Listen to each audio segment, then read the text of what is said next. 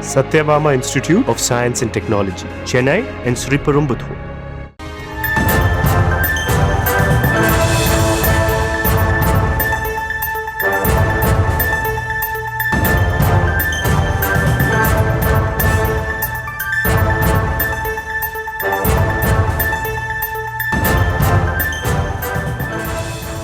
அண்மை செய்தியாக பார்த்து வருகிறோம்.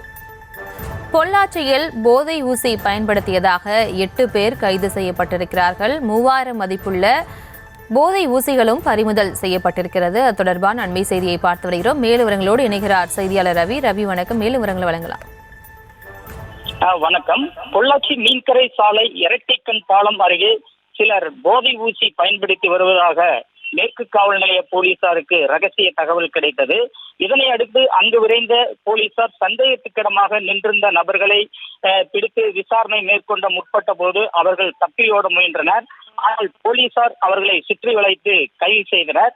பின்னர் போதை ஊசிகளை வைத்திருந்த தாராபுரத்தைச் சேர்ந்த இமாம் அலி, பொள்ளாச்சி கோட்டு ரோடை சேர்ந்த ஷேக் பரீத், மார்க்கெட் ரோட்டை சேர்ந்த சலீம், ரயில்வே ஸ்டேஷன் ரோட்டை சேர்ந்த நந்தகுமார், குமரன் நகரை சேர்ந்த பாவா என்கின்ற இப்ராஹிம் மற்றும் முஸ்தபா, முகமது அலி, ரத்னகுமார் உள்ளிட்ட 8 பேரை கைது செய்த போலீசார் அவர்களிடம் இருந்த ரூபாய் 3000 மதிப்புள்ள போதை ஊசிகளை பறிமுதல் செய்தனர். விசாரணையில் போதை ஊசியை தொடர்ந்து பயன்படுத்தி வந்ததாகவும் தெரிவித்துள்ளனர்.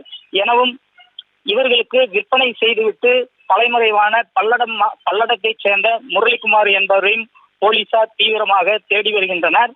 போதை ஊசிகள் குறிப்பிட்ட பேருந்தில் வரும் என்ற தகவல் வந்தவுடன் சம்பந்தப்பட்ட நபர்கள் அந்த பார்சலை எடுத்து வந்து இந்த போதை ஊசியை பயன்படுத்தி வருவதாகவும் தெரிவித்துள்ளதாகவும் காவல்துறை வட்டாரங்கள் தகவல் தெரிவித்துள்ளனர்.